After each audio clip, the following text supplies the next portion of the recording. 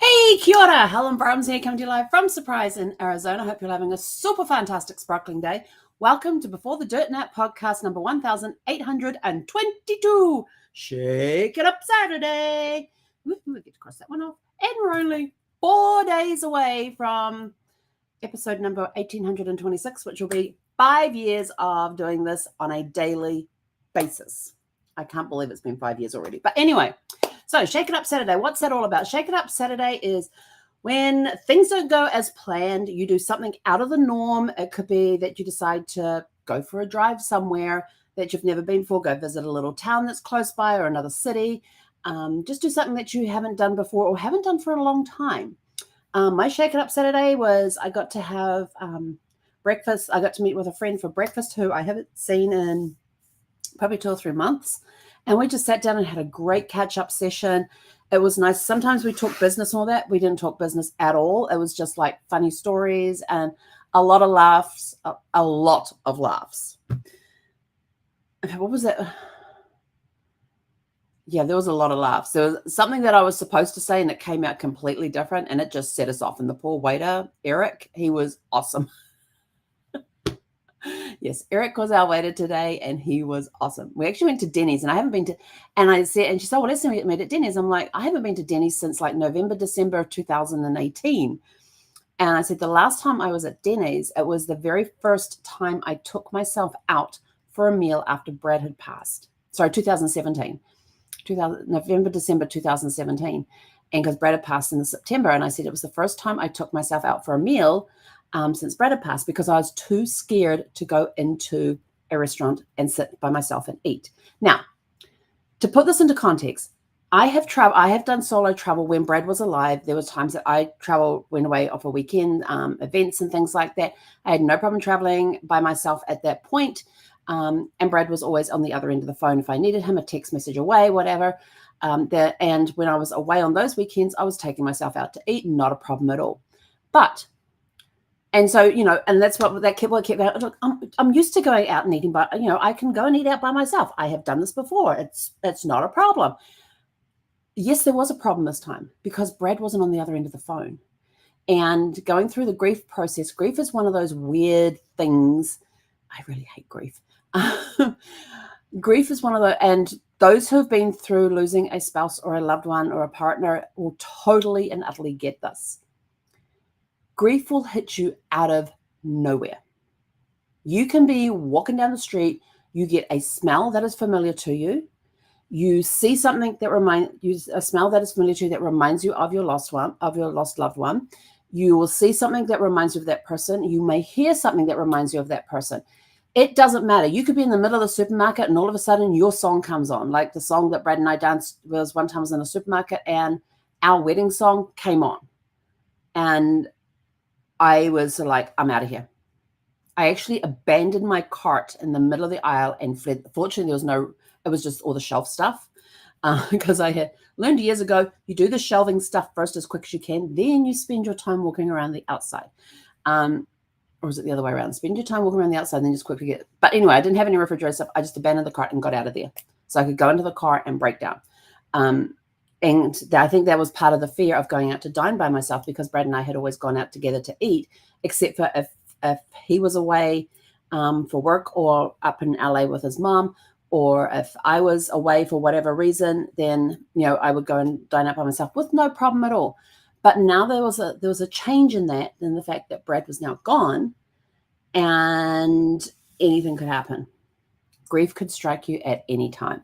And that's what stopped me, preventing me from going, because I'd really like to go to the diner, because we had a really cool diner that was close to us in Solana Beach. And I thought, I'd really like to go to the diner because I'd really like one of their BLTs, or I'd like this or that or something. And I'm like, yeah, no. That's kind of when I discovered, what do they call it? DoorDash. So I kind of discovered the DoorDash, and that became my friend because I didn't have to go to the restaurant, so I could have it delivered to me.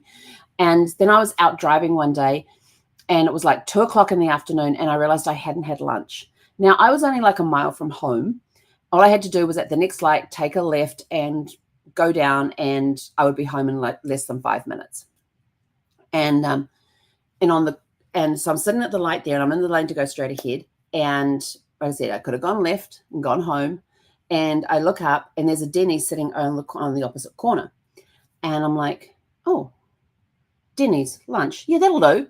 Without even thinking about, getting all that fear building up or anything else, or that stress or that anxiety. And so I went in there and I parked. There were very few cars there. I go inside. They put me in this booth that was almost in the corner, which was fine with me. And I had my Kindle in my bag. I was forever carrying my Kindle around with me at that point. Had my Kindle in my bag. I had my notebook in my bag. So if I had anything I wanted to write down, I had that with me because I was carrying pen and paper with me. And so I was sitting there in this booth and I ordered my lunch and had that. And I got out of there and I was like, I felt so amazing because I had done it. I had been out by myself for lunch at 2:00 in the afternoon. There's not a crowded restaurant because I was definitely not going to go to a crowded restaurant. And I was so proud of myself for having done that, being able to do that. And I was like, I got in the car and I'm like, I'm okay. I'm okay. I did that. I survived. I'm okay. It's all okay. And so then I just went on the rest of my day with joy and happiness and feeling very proud of myself for being able to overcome that obstacle of taking myself out to dinner. When was the next time? And so that was in like November, December of 2017. So I had not been to a Denny's since then. So when she mentioned Denny's, all I could think of was steak, eggs, and chips. That's all I could think of. Steak, eggs, and chips. I didn't even know if they had it on the menu. And we're like standing there waiting because they had a whole bunch of, like, we were the first to come in that wanted a table for two. Then there was this wonderful couple across and that had world's best grandma on a t-shirt. And I asked her how many grandchildren she had. She had a 2.5-year-old and a 6-month-old. So she was just a brand new grandma. My friend has 5 or 7 grandchildren and a great granddaughter. I had my 5.5 grandchildren because I got one coming in December. And so we just had a lot of fun just talking there in the lobby. And I think we got up to like about 5 or 6 different pairs of 2 that had come in to eat before they finally sat us all. And like this guy comes up and goes behind the counter, and we're kind of like listening into it because we're right by the counter there. And we stood up to give our seats to an elderly couple. And so we're standing there by this big banner and we're like drooling over the pictures that they had there. And one of them was like this brisket sandwich looked amazing, but except that word at the top there, I said, that frightens me. It's got spicy. I don't do spicy food. And so then we're looking at this smoke and sweet bacon something or other. I think it was, smoked and sweet. And I'm looking at it going, that looks really good, except for it's got onions and pickles on there. And she goes, and it looks like it might have an onion, like sauteed onions or something on the top there too. And I'm like, no. I said, that's all the bacon. She goes, no, right here. And she points in the picture and I went, oh yeah, we ain't having any of that.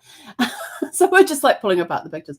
But this guy comes behind the counter, and I'm not sure if he was the on-duty manager or what, but he says to the 2 girls behind the counter, he says, okay, we're almost ready with the tables. And like, we can see into the restaurant. It's not even a quarter full. This restaurant is about a quarter full. And was like, maybe they're short on staff, don't know. And so he says, okay, I'm going to take the first couple. You guys take one each, and we'll get everybody seated. And like within 3 minutes, everybody was seated. It was awesome. And they even went and got us water and came back, water and coffee, and came back, gave that to us, and then went off. And then our waiter came over to see what drinks we wanted. But I got my steak, eggs, and chips. Now, it is Denny's. The steak it was cooked. I actually ordered it medium. I love medium rare, and it came out medium rare. So I was very, very happy about that. They cooked my fries extra crispy, which I absolutely love. I told him, I don't like droopy fries. He just does like, oh, that's where it came in. We had droopy flies. I said, I don't like droopy flies. And that's what started us off giggling with the poor waiter there. But my eggs came out poached. I always do poached eggs with my steak, and then I have my hot chips, fries. And they were cooked to perfection, extra crispy. It was an awesome breakfast. We had an amazing time catching up. Usually we go to a different restaurant because they have a patio area. This other restaurant has a patio area, a nice, beautiful patio area. And Zeffie gets to come with us, and I have a mat that she lays on and all that sort of stuff. But I said to my friend when we texted last night, I says, I'm not sure about bringing Zeffie because of the temperatures and being outside. And with the way the humidity's been in the morning here in Arizona, I'm sort of like, I don't really want to sit outside. So I decided to leave Zeffie at home. So we switched the restaurants to one that was closer to home. but I was still gone for 3 hours. I was gone for 3 hours. And as soon as we finished, because I was close to where my mailbox is, I ran over, collected my mail, and came home. And but yeah, she was, boy, did I get a lecture. She got lots of loving, but boy, did I get a lecture about leaving her in the house by herself for 3 hours. I had the TV on for her though. But when I came home, the TV wasn't playing the program I had left, because I left it so it would just automatically play one episode after another. And it was like a 10-season thing. So I figured she's not going to run out of anything. And these episodes are like 20 minutes long. So yeah, and there's 10 seasons. And I wasn't sure how many were per season. But I came home and there's this blue screen. And I'm like, what the heck? And for some reason, it had stopped playing. I don't know why. I guess you got to pause. If you're watching a movie or something, you got to pause it so it knows that there's somebody there. I don't know. But they'd stopped playing. And I don't know at what point they did that. But somebody gave me a lecture. But I'd left her a treat on her mat. And so after she'd had her rubs and welcomed me home and given me her thoughts about being left, being abandoned and all that sort of stuff, I said, well, are you going to go eat your treat? And so she goes over to a mat and I says, no, find your treat. And so she found it and starts eating it. Then I get up to go and get changed into something a lot cooler. And the next thing I hear is pitter, patter, pitter, patter. I have not been able to go anywhere in the house today at all without my shadow. She has been following me everywhere. Whenever I get up, she's like watching. As soon as I disappear from view, she comes over to check it out. Where are you going? What are you doing? She has not left my side. I still have to go out and get her food. But it was just too hot to go out earlier when I got home. So I was planning to come home, pick her up and go out. But when I got out and got home, I was like, the heat was intense today. And it was only 109 it got to as the high, which is like 42 or 43 Celsius. So compared to the other days, this was a cooler day. But the humidity, been feeling like I'm spinning like a pig all day. But anyway, so yeah, and so then I had my plans to put my books on my bookcase. There are some books that have made it to the bookcase, and but I didn't do as much as I wanted to do. I actually ended up falling asleep on the couch for like 3 hours. So, yeah, I slept from like just after 1 o'clock through to, I woke up around 4, just after 4:30 or something like that. And I'm like, okay, well, we'll go do some books now. So that's when I went and did some books.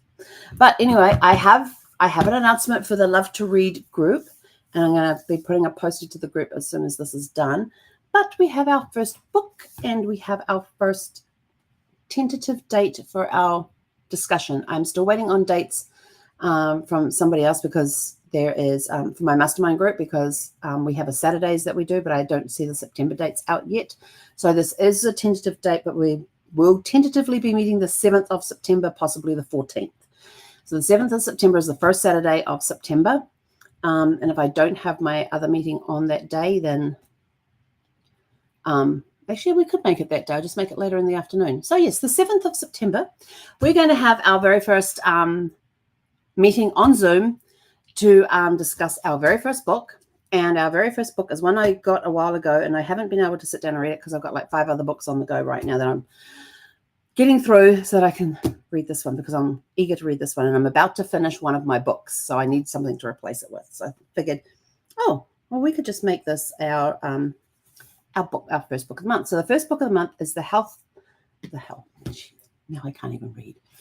The Housemaid by Freida McFadden. This is going to be our very first book that we are going to read for the Love to Read book club.